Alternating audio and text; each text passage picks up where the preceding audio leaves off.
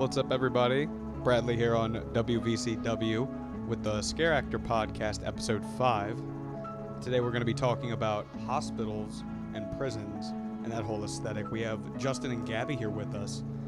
They worked with us at Halloween Haunt. Why don't you guys go ahead and introduce yourselves? Hello, I am Justin. I'm 23 and single and ready to mingle, but I worked at Lockdown. Hi, I'm Gabby. I worked at Halloween Haunt for 2.5 years. I worked in the asylum, then subsequently the urgent care maze. So, yeah. I have a lot to talk about regarding all this, especially considering that I recently got discharged from the hospital, so this is a great theme for this. This week we're a couple weeks late because got a diagnosis of diabetes. And if you go to diabetes.org, you can actually find more information on the disease. Gabby, why don't you give us a rundown of kind of like your story of Haunt? How did you start out? What were your characters, and where did you end up? Like, where are you now? I started in 2015 because my best friend at the time, Abby, had already worked at Haunt for a couple of years. I think it was like 2. And so I started off in the asylum maze in one room and got moved to the next because the original room that I had was a chain maze with a bunch of strobe lights, and I ended up developing a sensitivity to the strobe lights. So I got moved to the next room over and ended up being a crazy twin with my late friend Maggie in the lobotomy room. So that was fun. And then the next year, we got told the day before, no, it was the day of Haunt that started. We're not able to use the asylum theme. We had to do the urgent care theme instead. And so I was put into I just call it the bathtub room. I think it was like the hydrotherapy room, technically. I just kind of grudged it out. The next year I was in a different zone and I hated it, so I quit. But my first few years I really enjoyed. And say, what about you, Justin? What's your background? So I started Haunt in 2014, I think. It was like my sophomore year of high school. I started off in, they put me in Fairy Tales, which was a fairy tale themed like zone where people would just walk through, like people just trying to get to like rides and other like things in the park. That was kind of cool. It was very cold all the time. I had a very thin costume, and we're out there from like 7 p.m. to 12 midnight, and it's like freezing. So that sucked. So the next year I tried to move to a maze. That's when I was put in Lockdown, which was the prison-themed maze. It was also freezing in there. I actually met a lot of really cool people because everyone in that maze was new because it was a new maze. I was the only like experienced scare actor. So that was kind of cool. What's interesting about the name change about the hospital themed maze was that it was originally called Maze of Madness, and people didn't like that. There was a lawsuit that went through, I think, somewhere on the West Coast in California with Cedar Fair Parks, and they changed everything, and they changed it over to Urgent Scare, which, out of all the offensive things that possibly could have been brought up about Haunt, it's interesting that that's the one that got hit, because I was in Zombie High. It was a bunch of high schoolers. It was a bunch of dead high schoolers. The backstory was that like the military shot all of us or something. It's like a school shooting. It's like fucked up. I don't know, man. It was like one of the least offensive parts of Haunt. That's for sure. Yeah, that's it is what it is. Where they want to be more progressive, but it's also it's a scary thing. So, and asylums and hospitals are a big phobia of everybody's. Like, no matter what you like have going on. So I think it's really strange how like that out of all things had to change.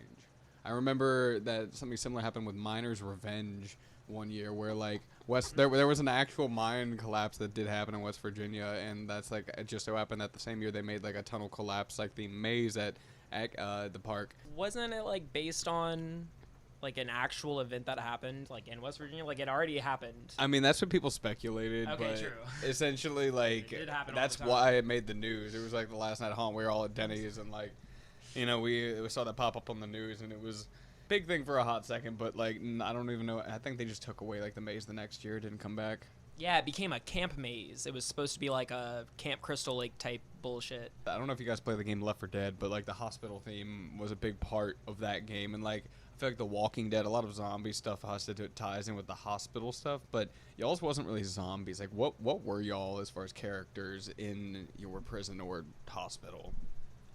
So in the prison, we were all prisoners. We did have, so it was a new maze, so it was all like a bunch of ideas in the beginning, and there were two people that were supposed to give a tour of the prison, and then all of a sudden the prison turns into like the 1940s when the prison was actually running, and then we're all supposed to be like haunted. You're supposed to be taken back in time basically from these tour guides. And they didn't end up doing that, so we just had two people running around that just had like a white shirt on with a little bit of blood on their face. So they told me that I was more so supposed to be a comic relief type scare because we were in a prison. I was supposed to be like targeting insecure straight men and making them feel insecure through like sexual innuendo. And then midway through the season, they said that I did that too well and that I had to stop, basically. That was one of my favorite things is seeing. Before they clamped down on a lot of things, it was really funny to see Justin and other people mess with like the biggest 300-pound dudes and just like sniff their like asses and just be like, I like that, honey. I don't know. I feel like the hospital theme maze kind of got worn out, and like, didn't they get rid of it recently? I thought it was one of the mazes that got canceled, right? Well, like they didn't bring it get back. rid of Haunt completely. I mean, we got the COVID. I mean, yes, they definitely canceled it this year, but I thought they didn't even bring back Urgent Scare. I thought that was one of the ones that like didn't come back. Yeah, no.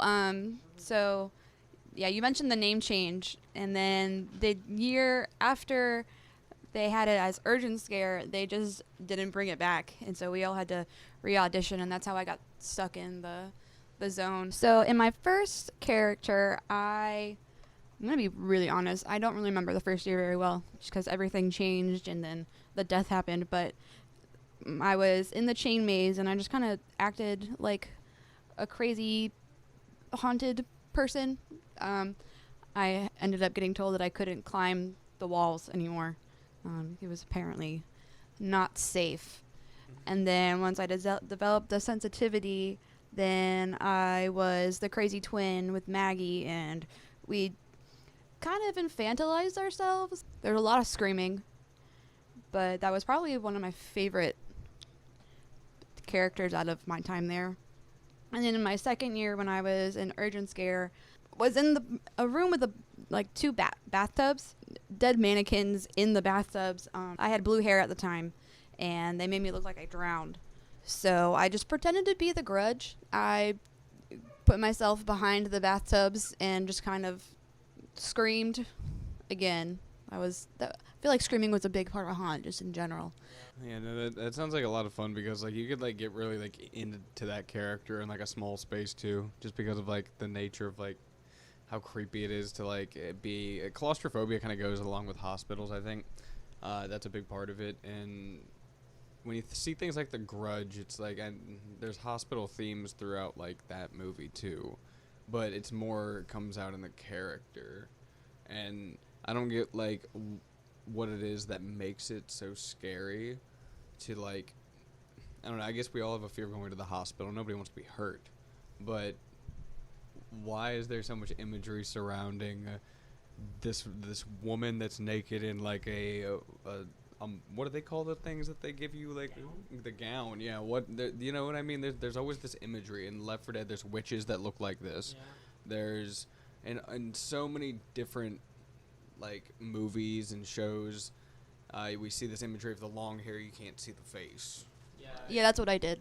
Yeah, it's like you came out of the sewer, and it's like. And the bathtub that was up against the wall, like it was in a corner, so I would try to project my voice from somewhere else, and so people would walk in and then think that the room was empty, and then they would come around the corner, and I would bolt and climb over the bathtub, and I literally scared the shit out of this like big burly, looked like he was 250 pounds, just biker man, and it was. I don't know. That was like I think my best year. I really enjoyed that year. I had a lot of fun. What would you say like y'all's favorite horror themed thing surrounding like hospitals or prisons would be? I just wanted to be in something new. I didn't really care for being in the prison maze. I like Orange is the New Black though. That's how I can relate, I guess. I don't know. when I was in the jail maze, though, I was watching American Horror Story. It was like the season with Lady Gaga. I think that's season 5. Hotel. So yes, Hotel. So I did a lot of things that I saw on that. Just like the cleaning lady, basically. I did a lot of like her phrases. There was, I don't remember exactly what the movie was called, but there was a movie where it was set in a mental asylum, and the main character was this blonde lady, and you go through the movie and a bunch of scary things are happening. At the end of the movie, you find out that all the other people, all the other patients, I should say, in the movie were all versions of her and her different personalities, and it was, I definitely did not see that plot twist coming, and that's probably one of my favorite movies. Personally, when I went through Urgent Scare and Maze of Madness, it was a lot of fun. I felt like the maze itself it lacked a bit in like the actual, I guess, props and stuff. It wasn't, but it was more conducive to the scare actors actually being rough with everything. I feel like they could have done a little bit more with making the theme make sense, because like it didn't really hone in on anything too specific. It was just kind of generic. It was just a bunch of people in hospital gowns that were like bloody, which like they did a good job still, but it was still kind of like, what's the point of this? Lockdown, whenever I would go through there, I really enjoyed it. However, it was just, I don't know, I didn't know how to feel about just like whatever the point of the time travel. I got the time traveling thing, the electric chair, and like they were trying to force like a concept that I don't think anybody picked up. They were trying to go more Doctor Who, like a prison, when in reality it really came off as more just like a weird prison maze that nobody really understands. Yeah, I didn't get it at all, honestly. The themes they struggled with a lot, but I still enjoyed it. It was actually very dynamic. There was like multiple stories in some of like the areas because of like where y'all were at, and Yeah.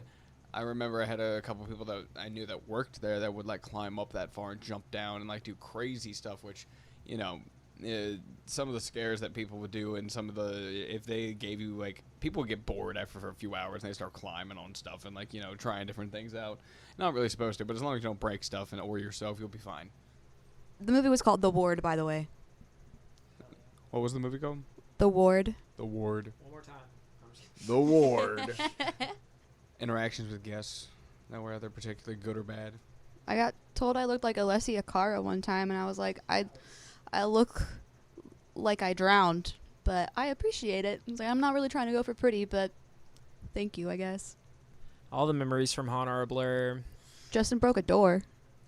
I did break a door. When I was in Doll Factory, I was a reckless boy, and I did break a door. I guess, I don't know. I felt like I was always scary, and I didn't really give a shit if anyone was scared because, you know, whatever. Screw the guests. Like, you people don't know what's good. Anyway, I mean, you paid like $100+ to come to this, and I just, you know, they pay me to do it. So I don't really care about your opinions. So with that being said, the only time I remember doing anything that was a little like wild or off course is one time I threw a chair at the wall and it hit a guest. Oh my And I didn't get reported for that, so that was cool. Didn't get fired that night. The fear surrounding needles in hospitals. I don't know how many needles you guys have ever had stuck into you. Yeah, when I had MRSA, that shit was no joke. Yeah, when they take your blood like every few hours and Yep. finger pricking you, it's no fun. And you're sleeping at 4 a.m., baby. They don't give a shit. Yeah, no, they wake you up at 4 a.m. and they're like, Yeah. hey, give me your blood. Like, hospitals are actually like Dracula. Like, Dracula stories are basically, I feel like they come from hospitals, like Fear of a Hospital. And I feel like they're intertwined with vampires because, like, they draw your blood, like, so often just for, like, if you're there and admitted, they're going to be, like, taking tests and running blood every 4 to, like, 8 hours on you, depending on, like, how messed up you are. Sometimes, like, every couple of hours. When I was in the hospital to give birth, I have a 2-month-old son, and I swore up and down that I would give birth naturally because I have seen how large the epidural needle is, and it goes straight in your back into your spine, and that, I'm not really afraid of needles. Like, I have a bajillion tattoos, and I am okay with getting shots and blood drawn, but the size of that needle was ridiculous, and I was not a fan. Yeah, I've never seen an epidural needle or anything in person, and like, it scares me just the thought of it. Like, like that's. I mean, I guess if it like it's just in and out, or I don't know how long it has to stay in. I don't. So they numb you up with whatever numbing agent they used, and they stick the needle into your spine at the right spots, and then they stick a catheter in there. It's like getting a whole freaking like dermal piercing in your spine. Yeah, and so then they tape it down to your body so that when you're actually giving birth, you don't rip it out of your spine. You have to keep it in? Yeah, you have to keep it in. What the frick? I thought And they have to, for like- sure it was just a shot. Nope. Alright, you're done. You're epped up. Nope, I thought that too. But yeah, there's a catheter in there, and then you have to get a catheter so that you don't piss yourself. And yeah, it was an experience, but the drugs work. Those were nice. Childbirth seems like such a crazy experience, and like I feel like they also had a lot of imagery with childbirth in like the hospital maze, if I remember correctly. yes. Like, and talk a little bit about that, because like that it's always strange how they play on like the baby thing in the hospital mazes, and babies are creepy a little bit. Which, speaking of which, we have a baby right here with us. Yes, Winter is sitting in. He is currently sleeping. Yeah, adorable, but also, you know, babies can be creepy in the right lighting. There was one room that was a surgery room. They had mannequins on the wall where they had transplanted different limbs and things onto the mannequins. And I don't remember if they got any more explicit than that. Almost all the mannequins in that maze were naked. It was a little ridiculous, and people liked to touch them. Guess are creepy. They touch mannequins. If they were like I've seen, I guess, just like fondle mannequins' breasts, and I'm like, what is wrong with all of you? Like, are you okay? Like lift the skirts up of things, loincloths. Yeah, they're gross. Yeah, you're definitely right. People, when it comes to like hospitalization things, in scary movies, they make childbirth one of those like terrifying ideas. But I mean, like when you actually think about it, childbirth is scary. I mean, your vagina opens up to a diameter of 10 centimeters across. There's like a percentage that like you're giving birth to the Antichrist, and the crossroads are gonna have them like real fucked up, and like gonna like talk to Satan, and he's gonna have a suitcase, and he's gonna give you some bargain, and yeah, it's like I feel like people really do conflate a lot of childbirth is. Because of religion and because of society, I feel like we really do like. I mean, with those things, but like you're definitely in a very vulnerable position. Like you and this child coming out of you can die. Like it's and the United States has one of the most like the highest mortality rates for mothers in childbirth, especially Black mothers. I feel like we play off of that idea when we should be improving our health care. I feel like American healthcare has a lot of there's a lot of imagery and horror stuff for like, what's going on in society. I feel like, and that's the reason why it's always existed. It's a kind of like a mockery of like the culture, and it's always counterculture. And when you see these images of just like, people in hospital gown dying, and like, because there's all these different aesthetics, right? The horror side of hospitals, where it's like there's war hospitals. Yeah. That's a different aesthetic entirely. There's entire like. It's not just about like the creepy like sewer drain girl. It's about like the hundreds of people dying in one building, and there being like a ton of people. So I remember that movie Mirrors. I don't think it was a hospital, but I remember that a bunch of people died in a fire in that movie, and that's like he was a security guard working like the grounds of the burnt out place, and I'm pretty sure it was a hospital. That was one of the creepiest movies I've ever seen ever. That I couldn't watch that movie all the way through the first time, and that's one of the first times a scary movie that was on a DVD ever freaked me out. I think that imagery has a lot to do with like American healthcare, as well as like just the disaster that it is in general, because it plays on our fears of like what if we can't get help when we need it, but it also personifies like what people become sometimes in the hospital when they're really sick, and like it also kind of creates an unnecessary fear, I feel like, around being a patient, which it is what it is, but as long as you're able to separate reality from fiction. Yeah. But that's the thing, is like making it very real. At the end of the day, like what's scarier than getting a finger prick every hour? Like for like fucking I don't know, when days. I was in the hospital one time, and it was the only time I've ever been in the hospital, I just remember being really angry and crying a lot. It's I don't know, scary, I guess. It's kind of like being in a prison, really, because like you can't go anywhere. They'll tell you when to eat, how much you can move, how much you can't move. Yeah, it's like you do end up being sort of like a lab rat. You feel like Dracula sucking on your veins all the time. They're very similar in a lot of aspects, but of course hospitals are supposed to heal you. So that's the idea. Well, at so least. are prisons, right? Well, yeah, prisons are supposed to. That's no. Prisons Not in America. are definitely not the way to go. I highly doubt you're ever going to see a haunted maze that's like, oh, a haunted therapy session, which, like, yeah, I don't know. It's. I mean, I've had multiple horror stories at a therapy session. I could just. I think everyone. I think think we can everyone all could. relate. Yeah.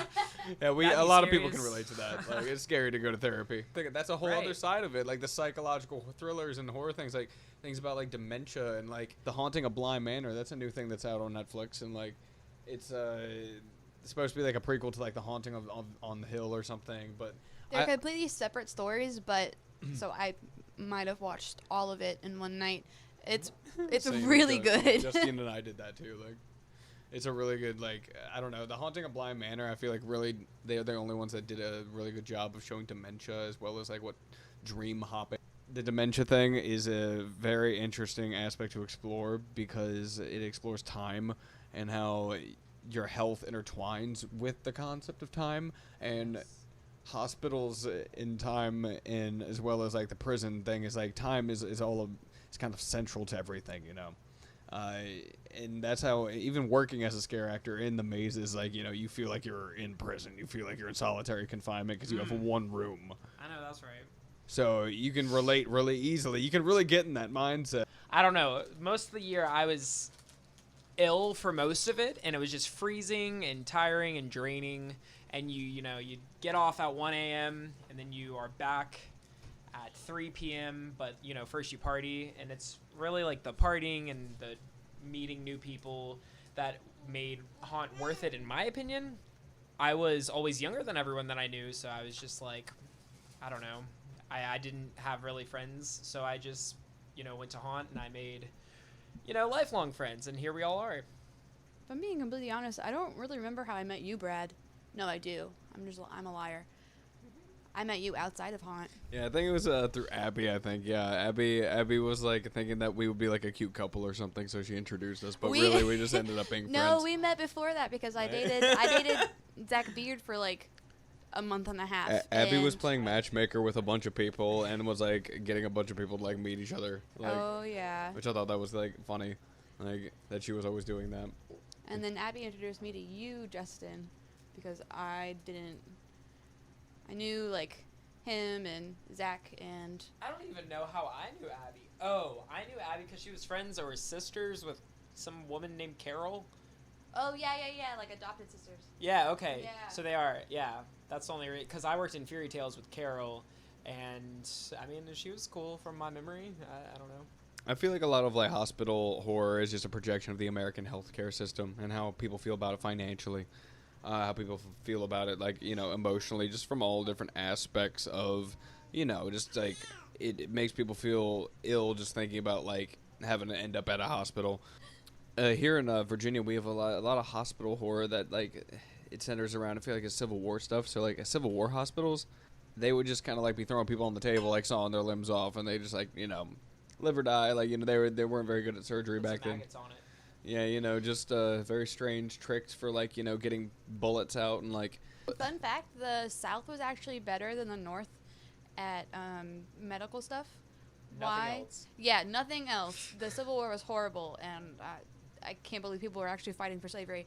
But when it came to amputations and things like that, they were more sanitary than the North was. Fun fact for the Civil Yeah, War. it's it seems like back then they didn't really care a whole lot. So Civil War hospitals are probably some of the most volatile places spiritually as well as. But there is a lot of stories and lore that revolve around Civil War hospitals and them being haunted by ghosts because just the hundreds of people that would die there because of the negligence of like the doctors and the surgeons. It's like trying to dig musket balls out with like they would just like use utensils across different people. They wouldn't like sterilize. They wouldn't do anything like that. It's a very disgusting thing. Mass graves. Yeah, mass graves very common near like those hospitals as well. There's plenty of like ones that you can find across like Virginia if you do some research. In fact, I'm pretty sure the one that's by where Jeb Stuart was taking down that monument, that intersection, the big white building. I'm pretty sure that was a Civil War hospital at one point, and now it's apartments, and that's creepy. That's extremely creepy. Haunted. We have so many different hospitals like around the area that I wouldn't be surprised that if half of them were used during the Civil War. I was gonna say a lot of places in Richmond have not been used since the Civil War. Don't like the idea of being stuck with the needles constantly, and I feel like that fear is hard to play off of in like scare acting because like how do you like simulate needles without like just having the actual needle, you know? And like being super corny about it. Yeah, being really corny about it. To emulate like a real crazy like hospital like kind of scenario, I feel like they need to, I don't know, make it more thematic. If like more like a field hospital or something that's more like, you know, it makes sense with a theme. Like, you know, zombies can always tie into hospitals, but if you're just trying to focus on plague and sickness, like, you know, field hospitals are a lot more aesthetic to go off of for like mazes and maze design, I think, rather than just you know, just like a hospital where there's like just like it looks like hospital rooms. Wow, that's so original. Like, I feel like there's a lot of different things that people can do, but a lot of haunts don't really capitalize on that. The at-home like doctor that comes and sees the rich people aesthetic, like we see in like The Haunting of Bly Manor and other things where they talk about like dementia and other dream hopping and all this other weird stuff that ties into mental health with like metaphysical health and spiritual health.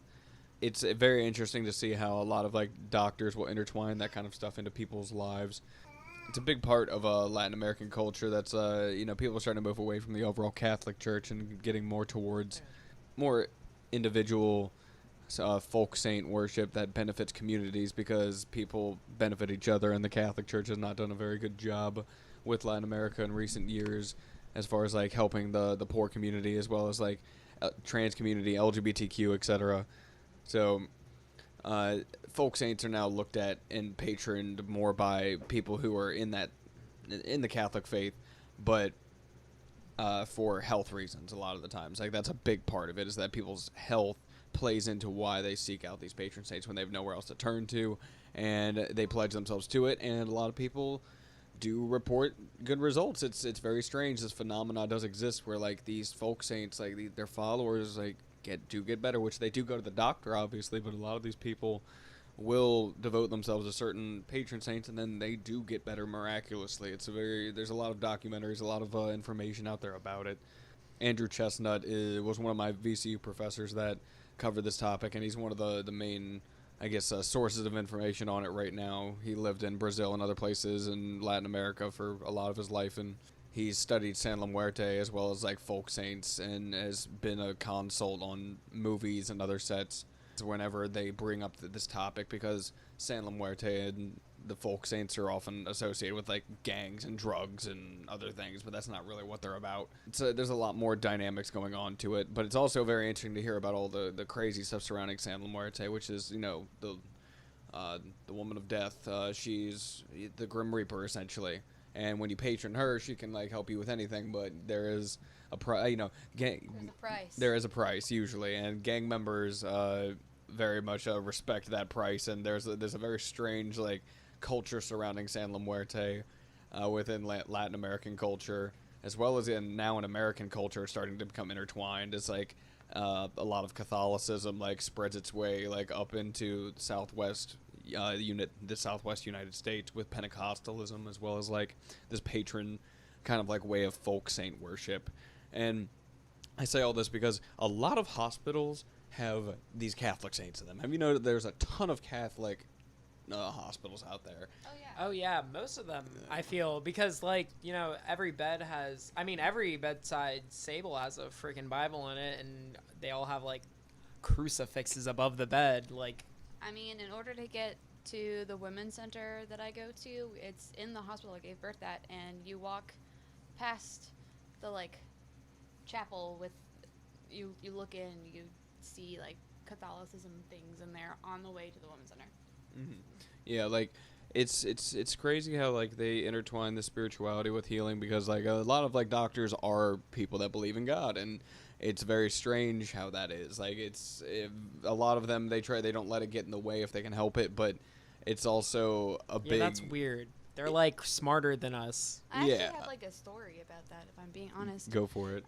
So when I was 37 weeks pregnant, I went to one of my normal checkups. Once you get past like 35 weeks, you have to go every week just to see like how much you're dilated, how effaced you are, see if your baby is still in the right position for if you decide to go into labor, whenever. And so I go in at 37 weeks in like a day or something like that. And they do a little ultrasound in the room, and they find that my son is transverse. His head is right underneath my hip bone. And so I ended up getting him turned manually, which was super uncomfortable. But on my way up there, my doctor was talking to me, and she goes, I know this is going to sound really crunchy, but she's like, I don't really know what you believe in, but I really believe that if you just talk to the universe and be like, put all this good energy out there, that things are going to go really well. And, I mean, I was prepared to give birth that day and have to get a C-section and do all those things, but her and I were both like, this is going to go really well. It's not in the cards to give birth today, and it went as planned. And I was just surprised that she was like the first doctor that ever looked at me and was like, I know this isn't like medically relevant, but you just put good vibes out there, see how it goes. Yeah, there's a lot of like power that like doctors believe in, like about like just good energy in general, like that drives a lot of the universe, and like just at the end of the day, like the best healing thing is a positive environment. Everything around you affects you all the time. We intake information through all 6 of our senses, and spirituality is like I think intertwined with all of that stuff, and everyone has their own version of it, and it's a key element to like keeping yourself mentally and physically healthy, to be checking in on yourself spiritually. Even though like we all enjoy like the scary horror stuff, it's like we've all had our own experiences with ghosts, mental disorders, health problems, and I feel like we all have a personal connection to health issues, and that's why this kind of stuff is such a universal fear that people have, is of hospitals and prisons and places where we feel like we are just restricted. Anything that we do is gonna affect like us in a major way that we can't control. It's in a lot of like fear is based about control and like the control over our senses, and as scare actors like we try to like break through that control with people all the time. Yes. And the hospitals help destabilize people. I feel like as scare environments, because a lot of people have phobias relating to hospitals. Like I feel like most people have some sort of scare or fear relating to it. So y'all had the advantage in those like hospitals and prison scenarios where you could trigger people in very specific ways. Oh yeah. Like about needles, about like did you guys ever use any banter about that sort of stuff? When they changed our maze thing, we were just so thrown out of whack that just kind of, I knew what would work for me in my room, and I didn't really know how to tie in hospital things without like targeting somebody. Like we weren't allowed to say like things like "you're next," because it will come off as a threat. So anything that I would think of trying to tie into the hospital theme would end up coming off like a threat. Yeah, I mean, when your maze is shut down for being offensive or whatever, you then are, I guess, trying extra hard to not be offensive. It's hard not to be offensive. I mean, you're trying to scare people. It's just if it was any different haunt where, like you were talking about earlier, people were able to like touch each other or they weren't as strict about things, you could definitely way more easily play into that kind of phobia. Yeah. Environment. I definitely feel like it It also like it hits on personal notes with people, understandably, because like we all know somebody that like has been in the hospital, is in the hospital, was in the hospital. We know whatever variation. Yeah. So it hits on like personal notes for everybody, which I feel like is why it kind of like nerfs the whole idea of being offended by it, because healthcare and our health is in like so it's something that's a fear we face all the time. It's very So- human. Yeah, it's like it's very human. You're right, for us to experience all of these like negative things, which is like why we have Halloween and why we celebrate it, because we put it in the spotlight so we don't feel as uncomfortable about it. If you if you know where the spider is in the room, it's not as scary. Whereas if it's just the room is just dark and everyone's like, what's going on, Well, I mean, like Like- everybody has that thing happen where like they see a spider in the room and they go to grab a shoe or a piece of paper in a cup, like I do, to move it, to either kill it or move her outside, and you come back and the spider's gone. And you're like, oh, fuck, where'd it go? And now your whole house is terrifying. They just want your mosquitoes, man. Leave them spiders alone.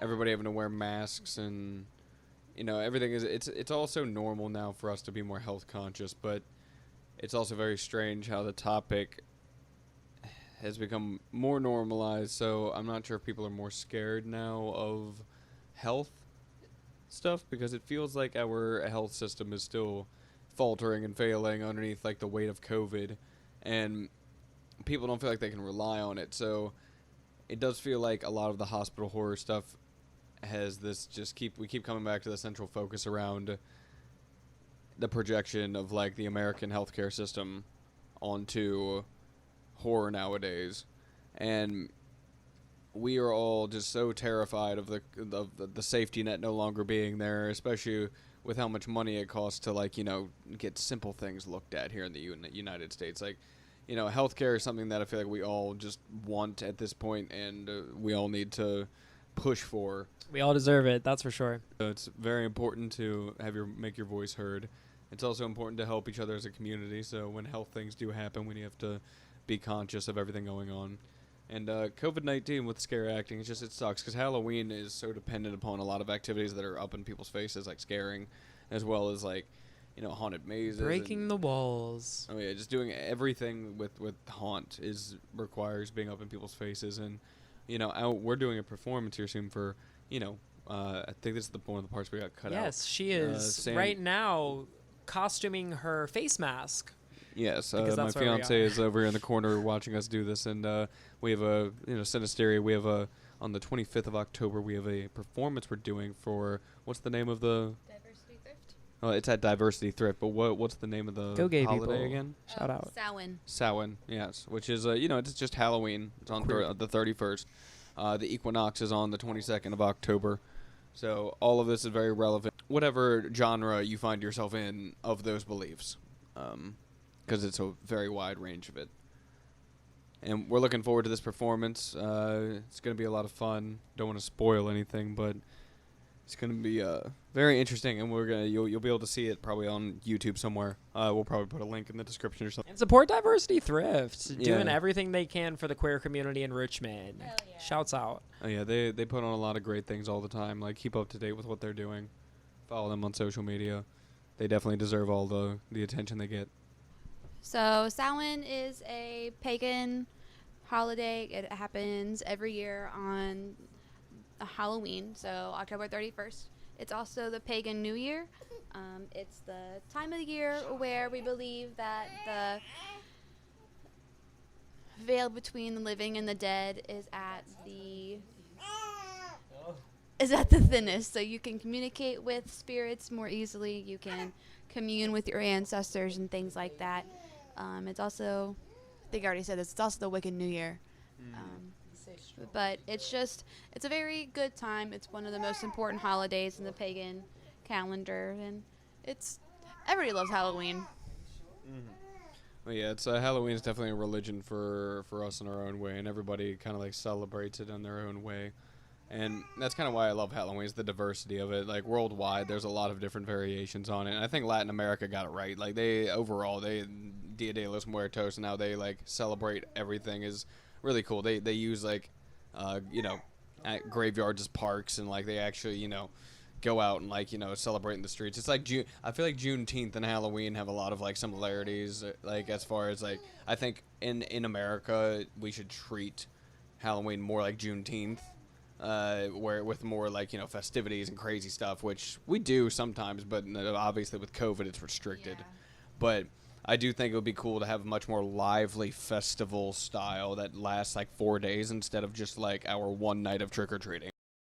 I was in the hospital once. It was Oh, really? December of 2016.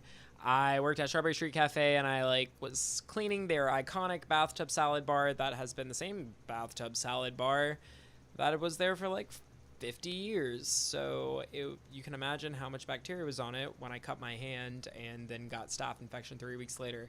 It was the only time I've ever been to the hospital, and it sucked. It was scary. I felt like I couldn't leave because that's, if you leave, you won't have IVs and you will die. And, you basically can't leave. It's kind of like being in a prison. And it's very scary. I just remember being very angry. Fuck the hospital. I stay being in and out of doctor's offices and the hospital and the ER. I got seriously injured in my freshman year of high school, and I was doing JV soccer, and I was going up against the goalie, and she came out of her box, trapped my foot underneath her, and I catapulted over her body, landed on my head. It looked like I snapped my neck because my ear touched the back of my shoulder. I passed out. I don't remember a lot of it. Apparently my mom was watching. She was a administrator at my rival high school at the time. And What the fuck, Mom? I know, right? Mom on the enemy team. What is that? My mom's a fucking rival. But yeah, so she's watching. My history teacher is in the booth doing the announcements. One of my best friends is in the audience watching me. And so I just kind of collapse because it looks like I died, and I'm passed out. It turns out I had a really, really bad concussion, a really bad ankle sprain that my orthopedic doctor said he saw in pro and college football players. So I was crutching around for a good couple of months, and we went to Busch Gardens during the summer because my dad would get our family season passes. And I had developed a skin infection from going to one of my sister's soccer tournaments beforehand. So we would always camp when we went to these tournaments. And so we camped at the beach for this one. And I had gotten a mosquito bite on my upper back thigh. Turned into a serious infection where I had sores opening up on my leg, and we ended up going to the ER, and it turns out it was impetigo, which is basically just like a flesh-eating bacteria. So it kept spreading and spreading, and I had some scars on my legs for a good 2 years afterwards. But yeah, the doctor said it wasn't contagious, and as long as we did this, we'd be fine. But it was definitely 100% contagious, and my mom should have been more careful when dressing and redressing my gauze. Yeah, and she shouldn't work for the other high school. Also, yes. Would y'all say that your experiences in the hospital helped drive some of your characters and stuff in Haunt? Not for me. I didn't work at Haunt anymore when I went to the hospital, and also I didn't work in the hospital maze. I worked in the prison maze, which I went to a prison once too, not because I was visiting my brother basically. And that didn't drive anything either. I don't know. I was just there. Yeah, I feel like some of my more painful visits to the hospital help drive some of I can reach deep down when I'm doing some scaring and find some of those painful experiences to draw from. Although my most painful experience from the ER was probably I was operating a chainsaw, and I was not wearing steel toe boots, and it was really hot out. I let go of the chainsaw, and it dipped down and bounced off my shoe, and it cut the top of my big toe, and it took a hangnail out, silver lining. However, It was one of the more painful experiences of my life because I went to patient first and they had to numb it to stitch it up, and they hit me with 2 or 3 shots right in the wound, like in the cut of my big toe, and I will never forget that pain. I have ghost pains just thinking about it right now. I almost like broke my friend's hand. It was like David from like the previous episode with the vampire stuff. That was actually him I was with when that happened. Save that shit. And like I'm glad that the numbing medicine works like most of the time, but when it doesn't, you feel it. Oh, when it doesn't, it's literally the worst pain in your life.